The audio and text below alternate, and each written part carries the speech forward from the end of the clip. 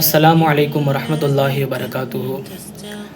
கண்ணியத்திற்குரிய பாசத்திற்குரிய அன்பார்ந்த சகோதர சகோதரிகளே, அல்லாஹுடைய மாபெரும் கிருபையால் தினமும் ஒரு நினைவூட்டல் என்ற அடிப்படையில் புனிதமான ஜும்மாவுடைய தினம் இன்றைக்கு அருமை நாயகம் ஸல்லல்லாஹு அலைஹி வஸல்லம் அவர்கள் சொல்வார்கள், ஜும்மாவுடைய தினத்திலே அதிகமாக என் மீது சலவாத்துகளை மொழியுங்கள், அந்த சலவாத்துகளை என் மீது காட்டப்படுகிறது என்பதாக ஸல்லல்லாஹு அலைஹி வஸல்லம் அவர்கள் சொல்லக்கூடிய செய்தி. அல்லாஹு தஆலா இந்த உம்மத்தின் மீது அதை ஃபரதாக ஆக்கி வைத்துள்ளார், சலவாத்துகளை ஓதுவதை. ஏன்னு சொன்னால் அல்லாஹு தஆலா குர்ஆன்லேயே சொல்லி காட்டுவான்ல, இன்னல்லாஹ வ மலாயிகதஹு யுஸல்லூன அலன் நபி.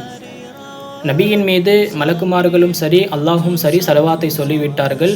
ஈமான் கொண்ட முஸ்லிம்களாக இருக்கக்கூடிய நீங்களும் என்ன செய்யணும்? சல்லு அலைஹி வசல்லிமு தஸ்லீமா, நீங்களும் சலவாத்துகளை ஓதுங்கள் என்பதாக அல்லாஹுக்கு சுப்ஹானஹு வ தஆலாவுடைய கட்டளையாக இருக்குது.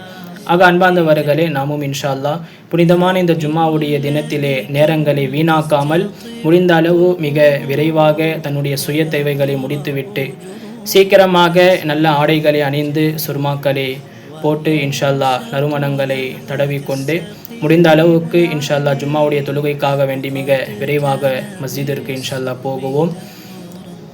இன்ஷா அல்லாஹ் அதிகமாக சலவாத்துகளையும் மோதி இன்ஷா அல்லாஹ் இந்த ஜும்மாவுடைய தினத்தில் அதிகமாக துஆவும் செய்வோம். அல்லாஹ் ஜல்ல ஷானுஹு வ தஆலா நம் அனைவர்களுடைய தேவைகளையும் பூர்த்தி செய்வானாக. துஆ செய்த வண்ணமாக இன்ஷா அல்லாஹ் முடித்துக்கொள்கிறேன். அஸ்ஸலாமு அலைக்கும் வரஹ்மத்துல்லாஹி வபரகாத்துஹு.